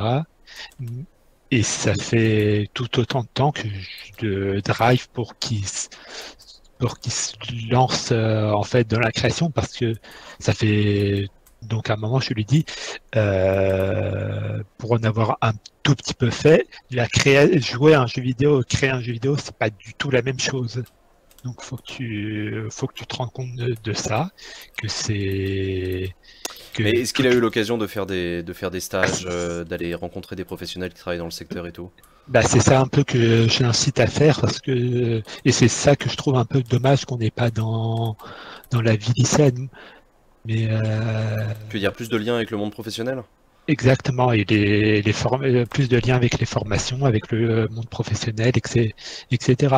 Moi, j'ai fait des études maths info, une licence maths info. Ouais. Maths info, en L1, on doit avoir au moins 50% de décrochage. Je dis bien au moins grand minimum. Ouais. Mais du coup, c'est un problème de formation, pas un problème d'orientation. Parce que, est-ce que tu confonds pas un peu l'orientation et l'affectation?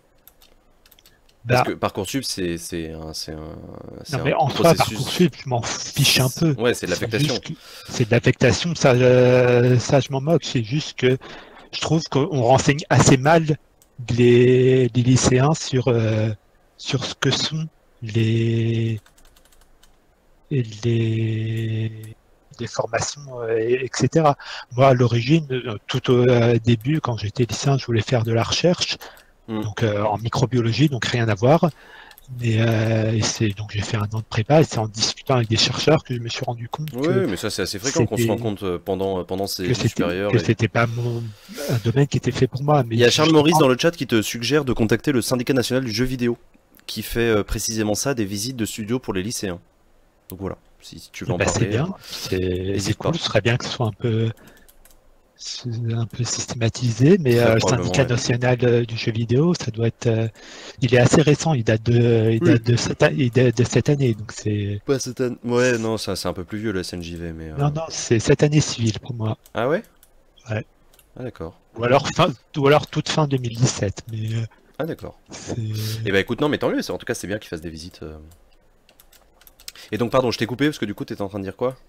Ouais, mais du coup, donc les facs organisent un peu plus de meetings dans les écoles. Moi, c'est ce que j'avais fait quand j'étais en licence, en L3. Je m'étais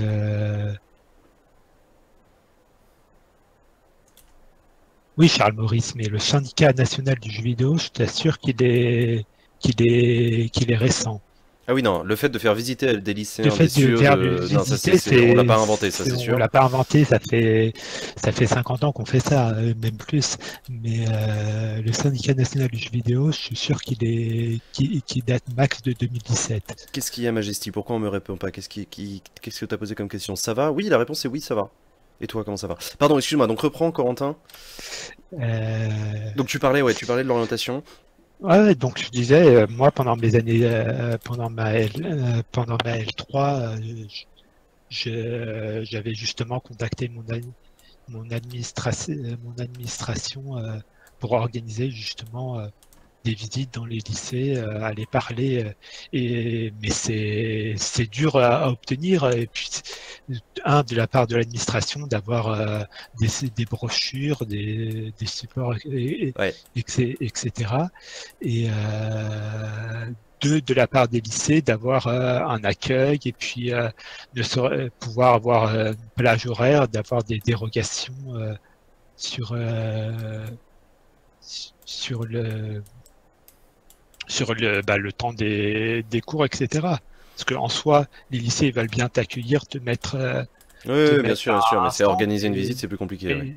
Et dès que tu demandes de pouvoir passer un peu plus que 10 minutes le temps des récrés avec les mecs, c'est tout de suite plus compliqué. Donc, je l'ai fait, je peux dire que ça s'est tendu. Je faisais notamment pendant les pauses midi, je faisais des démonstrations en live de ce que c'est que du code pour qu'ils aient un peu une idée de un peu les logiques derrière, etc. Non, c'est intéressant.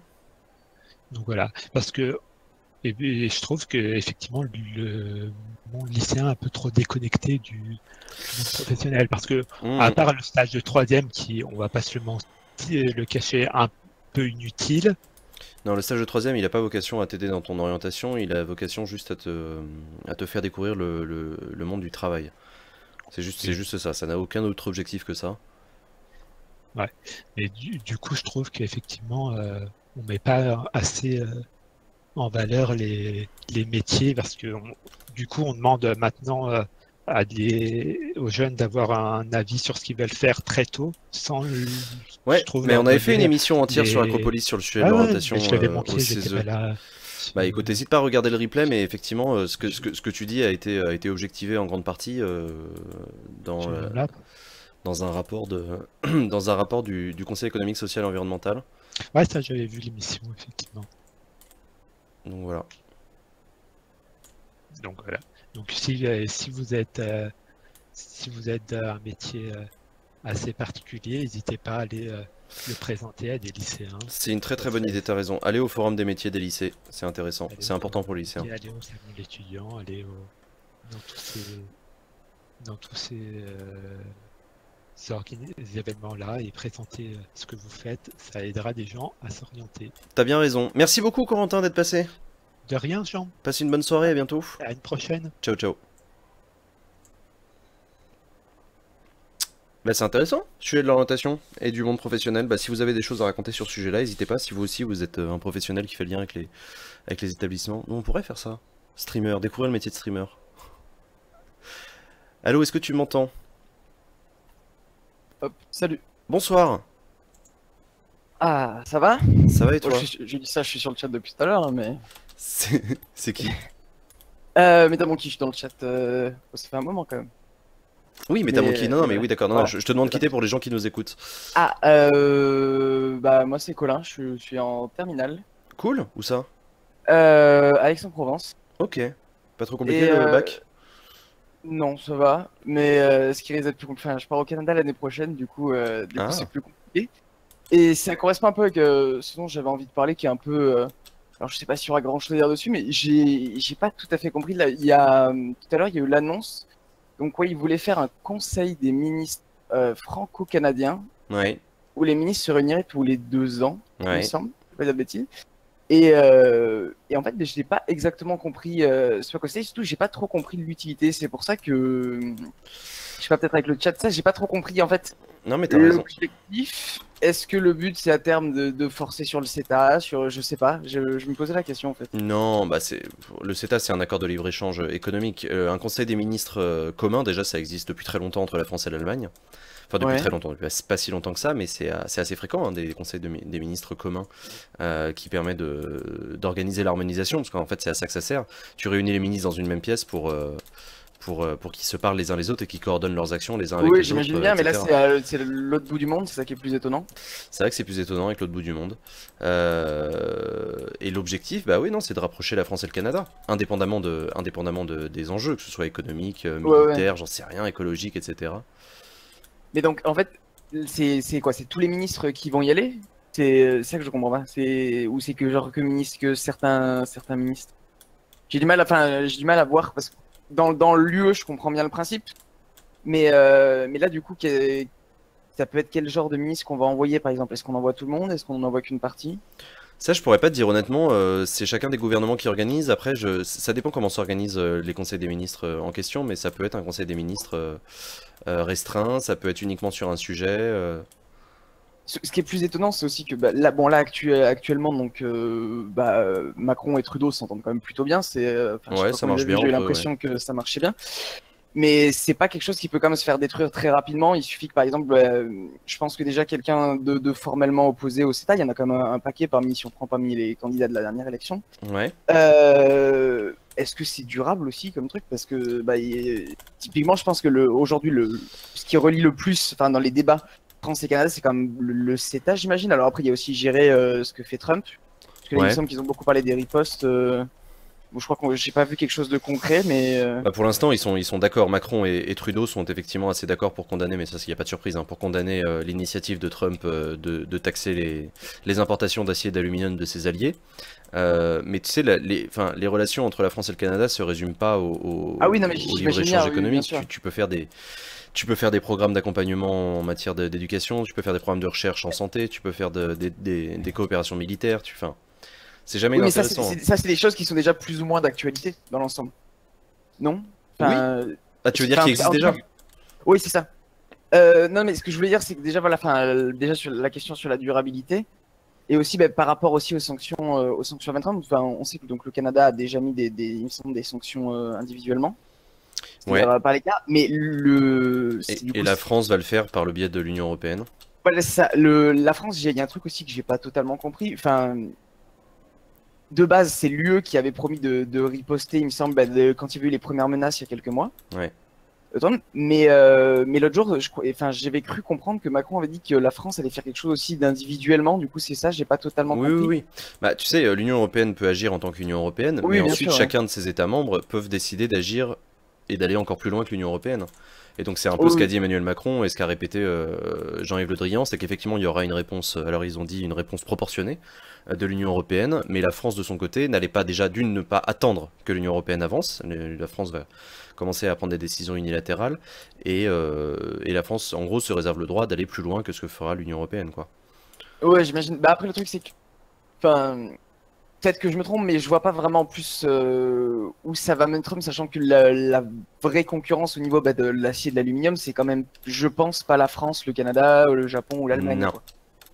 Et donc, c'est pour ça, là-dessus, j'ai un peu du mal à comprendre la politique de Trump aussi, parce qu'on est quand même dans un truc où il va se fâcher avec tous, enfin, se fâcher, tu Ah vois, oui, bah, sachez avec tous absolument tout le monde.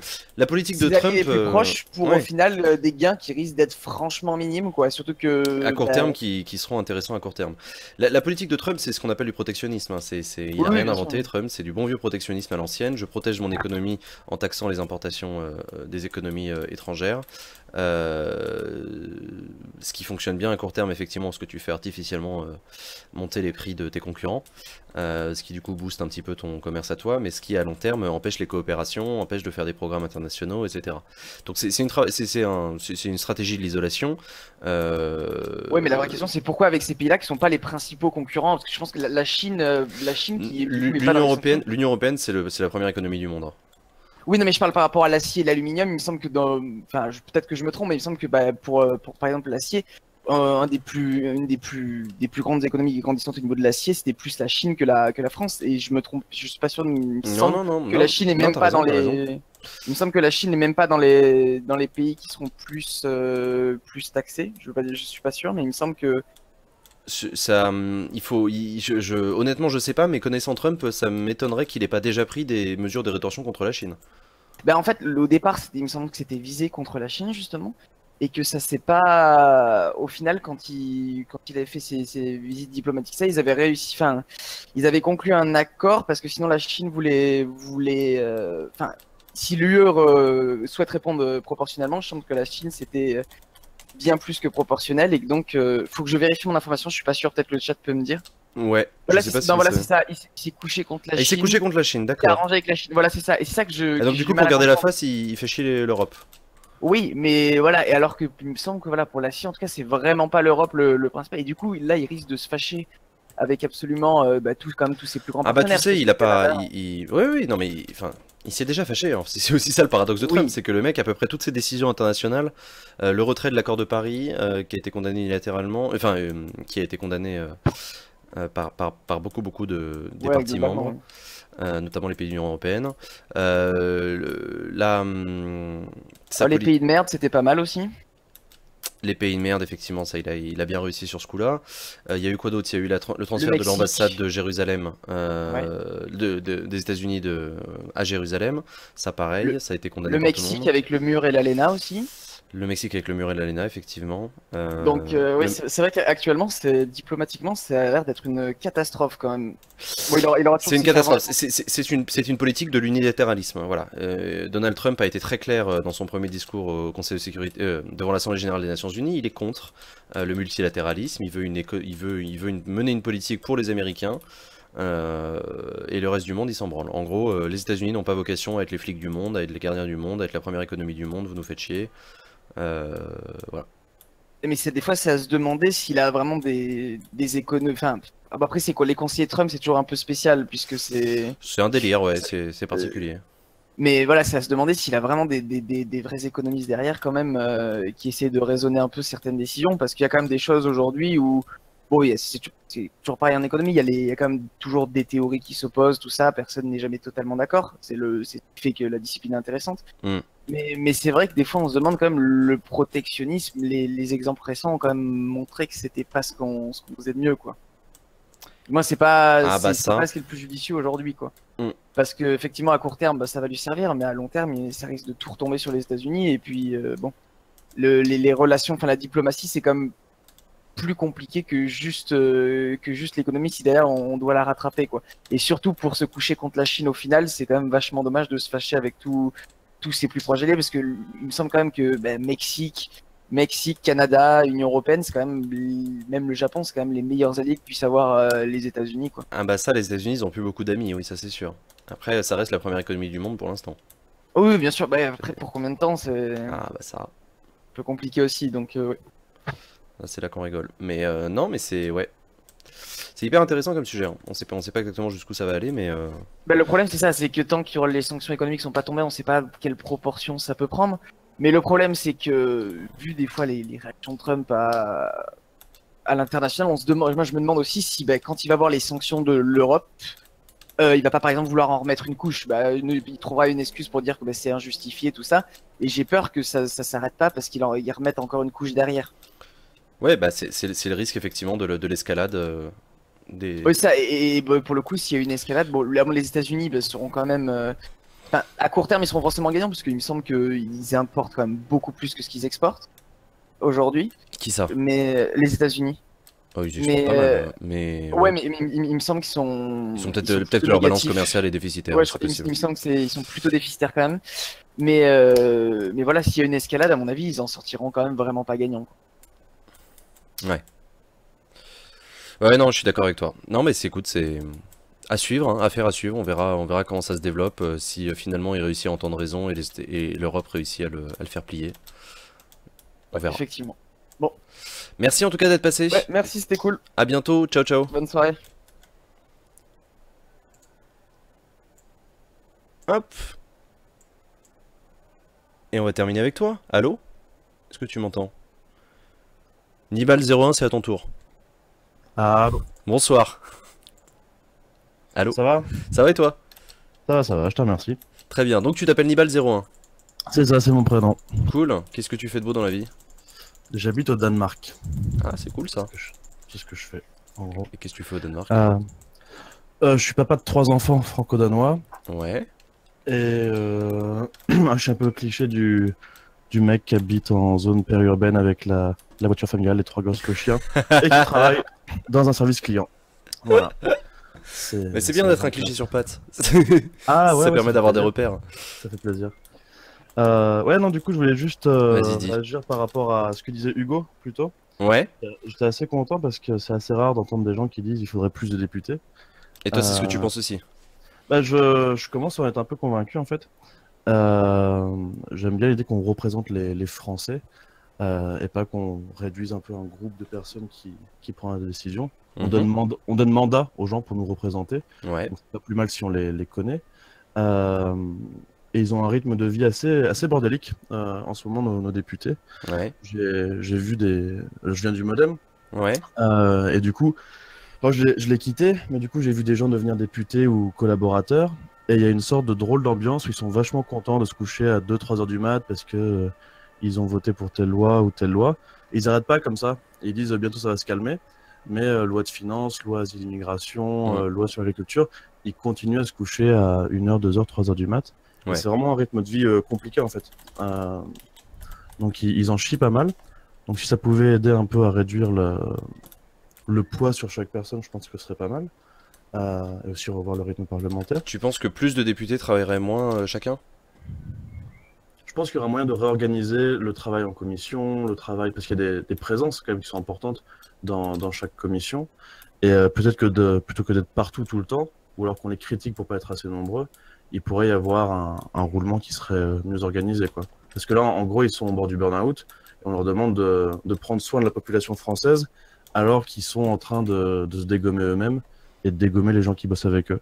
Donc, ouais, je trouve qu'il y aurait peut-être moyen, peut-être par le nombre de députés, mais aussi par la réorganisation du rythme parlementaire, d'améliorer ses conditions de travail. Mais il y a aussi le fait qu'en Union européenne, la moyenne, c'est un député pour 37 000 habitants. Ouais, en France, on a combien? On est à 52 000, un truc comme ça. Enfin, j'avais juste calculé que si on avait le même ratio en France, on serait à 1265 députés, donc le double. Ah ouais? Ouais, Ah carrément. putain, c'est vachement intéressant. En fait, il y a des pays qui en ont beaucoup moins. Par exemple, l'Allemagne ou l'Espagne, mais ils ont aussi des gouvernements régionaux qui sont beaucoup plus puissants. Oui, c'est vrai, oui, Donc, effectivement. du coup, c'est pas du tout la même chose. Et je regardais aussi la surface qui était couverte par un député. Ouais. En Italie, c'est 318 km². Au Royaume-Uni, c'est 167. Et en France, on était à 596. La vache! Donc quand on doit se balader, faire le tour des villages, je connais un député, il me dit, en 5 ans, je sais pas si j'aurai le temps d'aller dans tous les villages Hmm. pour aller me présenter, expliquer le travail parlementaire, parce qu'ils veulent aussi faire un travail Ouais. pédagogique. Ils sont vachement engagés, Bien ils sûr. ont pas le temps d'aller voir tout le monde. Il y a une question de Vidar. Il y a combien de commissions à l'Assemblée nationale? J'avais cru lire qu'il y en avait peu et qu'elles contenaient chacune énormément de députés en comparaison des autres pays. Ah, c'est possible. J'en ai aucune idée. Commission à l'Assemblée nationale, dans les commissions permanentes, tu dois en avoir une dizaine, petite dizaine. Commission de la défense, commission des affaires culturelles et de l'éducation, commission des affaires sociales et de la santé, commission de la défense, commission des lois, commission des affaires économiques, commission... Après, t'as aussi tous les groupes. T'as des groupes d'amitié, des groupes de... Ouais, alors c'est pas comparable à des commissions, hein. Non, mais c'est quand même de la présence. Oui, oui, oui. Alors pour le coup, ouais, c'est vrai que j'aimerais bien avoir un peu d'éléments de comparaison avec les autres pays. Il y a combien de commissions au Bundestag, comment ils fonctionnent. C'est vrai que je connais pour le coup assez peu. Mais c'est vrai que Kylian a raison de rappeler qu'il y a les commissions permanentes et les autres. Non, mais c'est intéressant ce point de vue de il faut plus de parlementaires, je le trouve intéressant. Et il y a aussi un truc que je trouve rigolo, c'est aussi dans l'embauche des collaborateurs. Habitant en Scandinavie, j'ai regardé aussi un peu du côté de la Suède. Ouais. Par exemple, c'est la régie du Parlement qui embauche les parlementaires. Non, c'est les partis politiques qui embauchent les parlementaires, les Les assistants parlementaires, ouais. assistants parlementaires sur candidature. Et après, ils les répartissent auprès des députés, mais parfois même en fonction de sujets que les députés vont être amenés à traiter. Ah, Donc, du coup, tu peux avoir il y a plus un d'assistants roulement. parlementaires temporairement pour t'accompagner sur un projet de loi. Exactement. Et je trouve cette organisation plutôt pas mal. Ils ont aussi une régie du Parlement qui organise tous les frais des parlementaires. Donc ils n'ont même pas besoin de présenter la facture, c'est la régie qui paye pour eux. Donc c'est toujours des billets en deuxième classe, enfin, ils sont vraiment stricts là-dessus. Et voilà, quand on a des députés qui se plaignent que c'est compliqué de gérer les tickets de caisse et tout ça, il y a aussi moyen de ne pas le faire en fait, de juste laisser des professionnels le faire et optimiser ses dépenses. Et aussi un moyen peut-être de mieux organiser le travail des assistants parlementaires. Et peut-être aussi pour être sûr qu'on ne demande pas à des stagiaires qui sont là 5 mois de rédiger des amendements. Ouais. Ce que je trouve un peu bizarre, enfin, ils sont pas élus pour écrire après- la loi. Oui, après ils ont envie de le faire aussi. Enfin, c'est aussi à ça que ça sert, un assistant Ah non, parlementaire. pour moi, ça me gêne juste en tant que Français de savoir que c'est des stagiaires qui écrivent la loi. Ça me gêne un petit peu, quoi.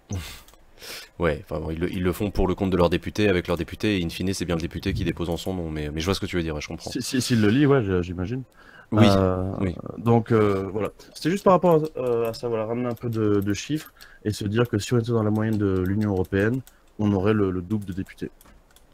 Et ben c'est vachement intéressant. C'est vachement intéressant. J'avais pas du tout eu cette perspective-là, et non, mais c'est hyper intéressant. On va voir comment on pourrait.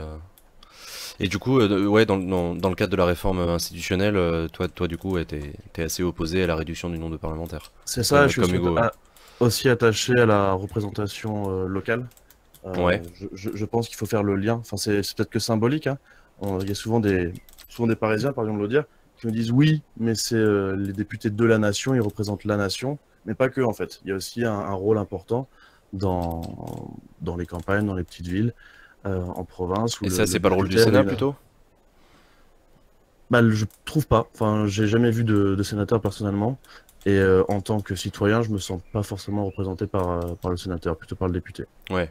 C'est celui pour lequel je vote en fait. Oui, Donc, non, mais c'est assez cohérent. Oui, t'as un lien direct avec la personne pour qui tu votes, ou au moins qui est élu par ta circonscription. Non, mais je comprends. Voilà. Ok. Et bah, merci beaucoup. eh ben, merci à toi, bonne soirée. Merci beaucoup d'être venu. À très bientôt. Ciao. Voilà qui va conclure notre libre antenne pour ce soir, chers amis. J'espère que cette petite balade sur le serveur Acrocraft vous a plu. Il y a 25 commissions au Bundestag, eh ben dis donc.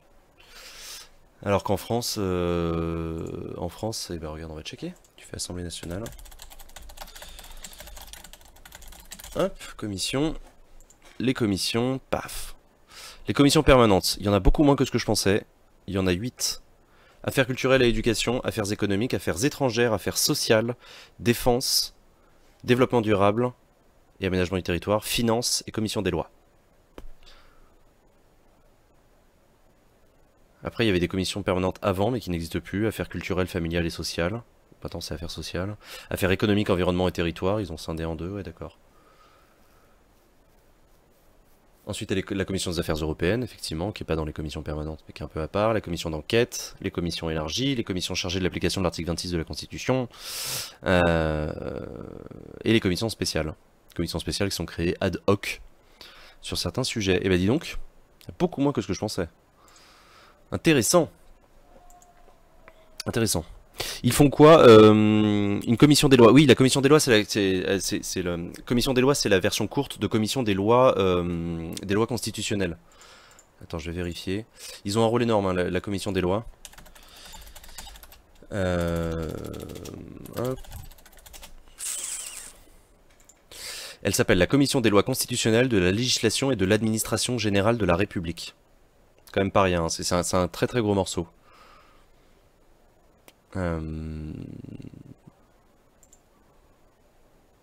Voilà. Donc sur des points spécifiques, la commission des lois est saisie. D'ailleurs, la commission des lois est très souvent co-saisie en même temps qu'une autre commission sur des aspects très spécifiques de l'organisation, de la hiérarchie des normes, etc.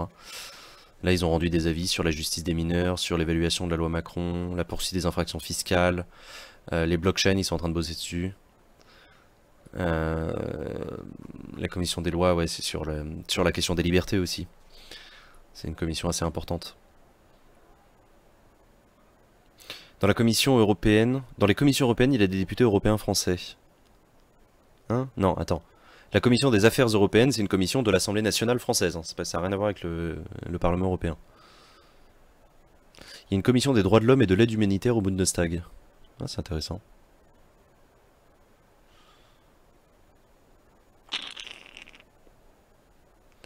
La commission des affaires économiques ou sociales, c'est ultra large. Oui, non, mais en France, comme tu... Non, il y a une commission des affaires économiques et une commission des affaires sociales. Quand même. Quand même. La commission des affaires sociales s'occupe de la santé, des hôpitaux, des médecins, de tout ça. Non, mais ouais. Bah écoutez, c'est intéressant. Ce serait cool d'avoir un Allemand dans le chat pour pouvoir expliquer. Kylian. Ah oui, non, oui, Kylian qui nous explique dans le chat. Bon, et ben merci à tous en tout cas d'avoir suivi cette libre antenne. J'espère qu'elle vous a plu. On se retrouve lundi à 8h30 pour la matinale de Sylvain. Donc d'ici là, passez un bon week-end. Reposez-vous bien pour ceux qui vont se reposer. Bon courage pour ceux qui sont dans les révisions et tout le reste. 8h30. Non, oui, c'est 8h, pardon, c'est pas 8h30, c'est 8h du matin le lundi. Mettez tous vos réveils et regardez Sylvain dans sa matinale qui s'appelle Comme un lundi. D'ici là, je vous fais des bisous, mettez un pouce bleu, venez sur le Discord, venez sur Acrocraft, c'est rigolo, il y a des gens bien. Et voilà, encore un grand merci à toutes les personnes qui bossent sur le serveur Acrocraft, vous êtes des gens formidables. On se met un générique, c'est la fin de l'émission, à très bientôt, ciao, bye, bisous.